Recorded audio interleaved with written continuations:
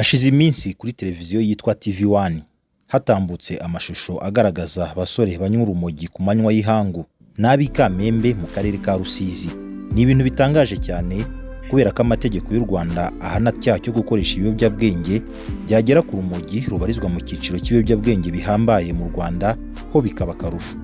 Umuyobozi w'akarere ka Rusizi Sindayiheba Fanuel yavuze ko abaturage baherutse kugaragara mu mashusho bigamba kunywa urumogi bagiye guhigwa bukware bagahanwa, ndetse hakana ibyavuzwe ko haba hari isoko ry'icyo kiyobyabwenge muri ako karere. Aba baturage bari ahitwa Rushakambwa mu kagari ka Kamashangi mu murenge wa Kamembe bahamya ko ari ahantu hacururizwa urumogi ruturuka muri Repubulika Iharanira Demokarasi ya Kongo. Ni ibintu byatangaje benshi, bibaza uburyo abantu banywa urumogi bashize amanga bene ako kageni, nyamara ari icyaha gihanwa n'amategeko. Amakuru avuga ko nyuma yo gukwirakwira kw'ayo mashusho, polisi yo mu karere ka Rusizi yakoreye umukwabo muri ako gace, ndetse bivugwa ko aho hantu hamaze igihe arindiriye ikiyobyabwenge cy'urumogi. Meya w'ako karere ka Rusizi Sindayiheba yabwiye itangazamakuru ko kubona abantu bigamba kunywa urumogi biteye isoni kandi ko ubuyobozi budashobora kubihanganira.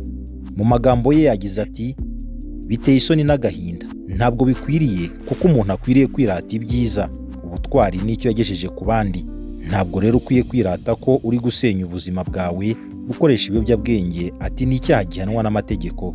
Aturetse na bariya n'abandi bazamenyekana bazakurikiranwa n'amategeko kandi babihanirwe. Ibihano birateganyijwe bigenwa n'amategeko. Ikibazo twibaza muri iki kiganiro kiragira kiti, kubera iki abantu biganjemo urubyiruko bakunda gukoresha iki kiyobyabwenge cy'urumogi? Ubundi urumogi rubamo iki? Ubundi urumogi kuki rukundwa n'abantu bari mu ngeri zinyuranye, by'umwihariko urubyiruko? Imbere muri rwo habamo iki? Dukurikije ibyo siyanse igaragaza, dore ibintu 5 by'ingenzi ukwiriye kumenya biba mu cyatsi cyitwa urumogi cyangwa se cannabis mu ndimi z'amahanga. Icya mbere ni icyitwa tetrahydrocannabinol, mu mpine ni THC. Iyi THC igeze mu mubiri itera ibyo bita high, cyangwa se kumva umuntu ubwonko bwe bwahindutse, mbese akaba atagitekereza nk'umuntu usanzwe. Aha ni hahandi bamwe bavuga ngo bari muri swingi, cyangwa se bakavuga ko umuntu ngo ari high mu mvugo zigezweho z'urubyiruko. Iyi THC igeze mu mubiri yihuza n'udutsi tw'ubwonko tuzwi nka CB1 receptors. Utu dutsi tw'ubwonko ngo nitwo duhita twakira byihuse urwo rumogi ruba rumaze kwinjira mu bwonko ndetse no mu maraso, maze rugatangira gukora akazi karwo mu mubiri. Iyi THC kandi ngo ihindura uko umuntu yatekerezaga, igahindura n'ingano y'ibyishimo, ibijyanye no kwibuka cyangwa kwibagirwa n'ibindi. Iyi THC kandi ngigeze mu mubiri w'umuntu cyangwa se mu bwonko bw'umuntu, ngigabanya ibyo bita stress mu gihe ariko gito. Muri make ngo umuntu yamaze kunywa urumogi mu minota itari myinshi, hari ibibazo aba yari asanzwe yikoreye cyangwa se atekerezaho biba bigiye ku ruhande. Iyi THC rero ngo nikikora igeze mu bwonko, ni ukuvuga ko nta handi wayikura hatari mu rumogi. Icya kabiri ni cyitwa cannabidiol cyangwa se CBD.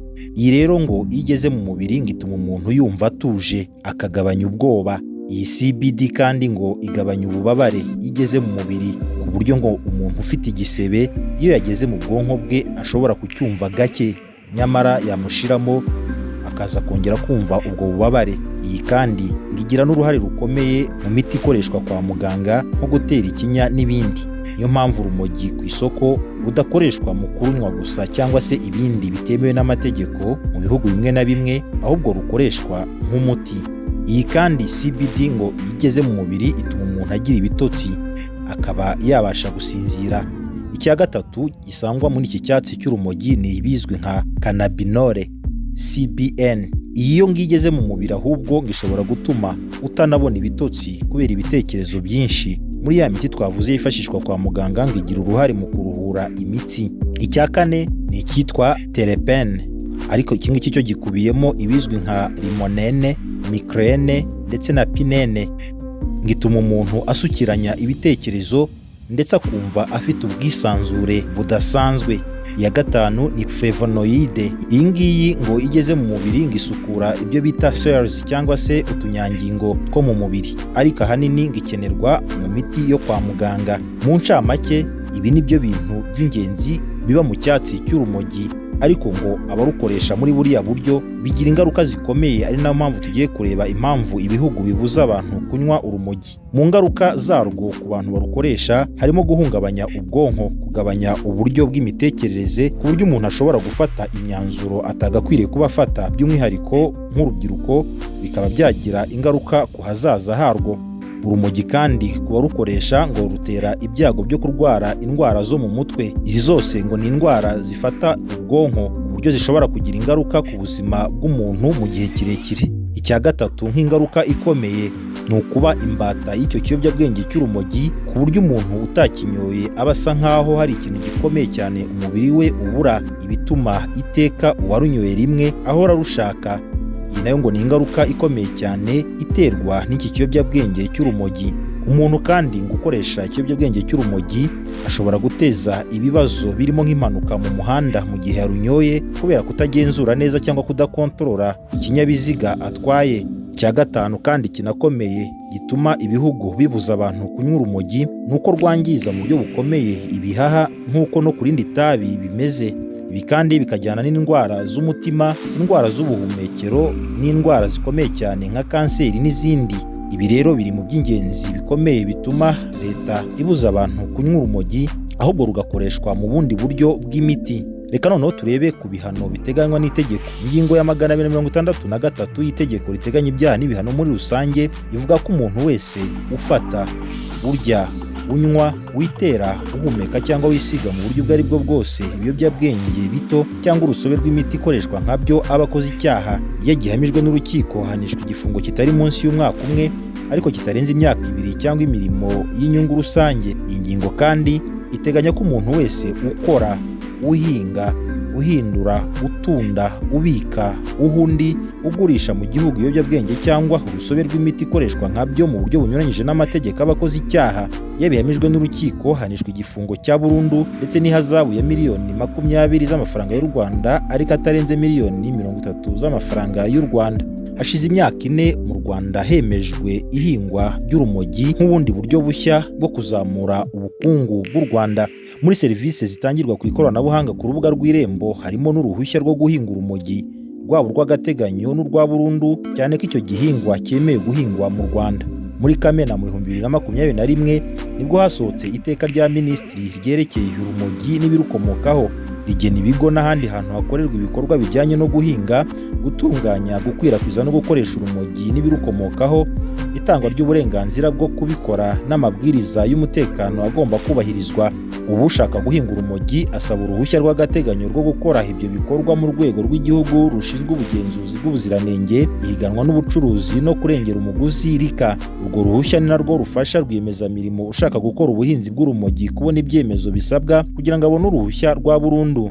Uruhushya rw'agateganyo ruboneka mu minsi 2 mu gihe urusaba yujuje ibisabwa. Serivisi ikishyurwa miliyoni 1 y'amafaranga y'u Rwanda. Ufite konti ku Irembo n'utayifite bose bashobora ngo gusaba serivisi. Ikigo cyangwa umuntu ushaka gukora ubwo buhinzi agomba kuba afite nimero iranga usora bizwi nka TIN number. Asabwa kuba kandi afite fotokopi ya pasiporo y'icyemezo gitangwa n'urwego rw'igihugu rw'iterambere RDB kigaragaza ko uwo muntu akwiriye urwo ruhushya rwo guhinga urumogi mu Rwanda. Ibindi ni ukuba umuntu afite seritifika y'ishoramari itangwa n'inzego zibifitiye ububasha nka RDB, kugaragaza mu buryo burambye uko ubuhinzi buzakorwa, icyemezo cy'uko ushaka gukora ubwo bucuruzi cyanditswe na RDB. Ushaka uruhushya rw'agateganyo rwo guhinga urumogi ashobora gusabwa impamyabumenyi iriho umukono wa noteri. Ushaka uruhushya rwa burundu rwo guhinga urumogi mu Rwanda ku mpamvu z'ubuvuzi nawe aruhabwa na RICA. Kugeza ubu rero leta y'u Rwanda yamaze gutegura umushinga wo guhinga urumogi kuri hegitari 134 ruzajya rwifashishwa mu rwego rw'ubuvuzi. Akarere ka Musanze ni kamwe mu twagaragaye ko twakeramo icyo gihingwa, ndetse imirimo yo kubaka uruganda ruzajya rutunganya umusaruro w'ubuhinzi bwarwo ruri kubakwa muri ako karere igeze kure. Bigateganywa ko izarangira muri Nzeri mu 2024. Ruri kubakwa n'ikigo kizwi nka King Kong Organic, aho cyashuyemo miliyoni 10 z'idolari. RDB kandi yamaze gutanga hegitari 35 z'ubutaka bwo mu karere ka Musanze ku bashoramari 5 bagaragaje ubushake bwo kubyaza umusaruro ubuhinzi bw'urumogi. Ni ibikorwa bikomeje gushorwamo imari cyane kuko ko muri uyu mwaka w'ibihumbi 2024-2025 RDB yateganyije miliyari 2 z'amafaranga y'u Rwanda.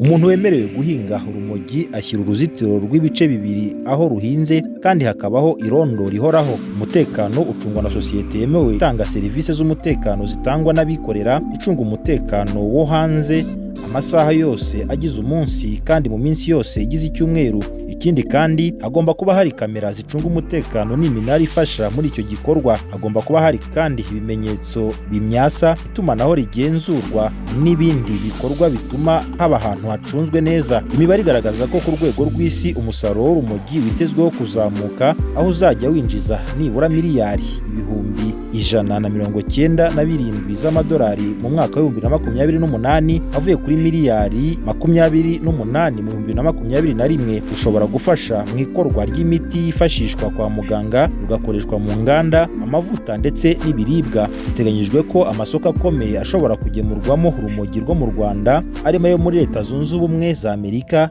Canada no mu bihugu by'i Burayi.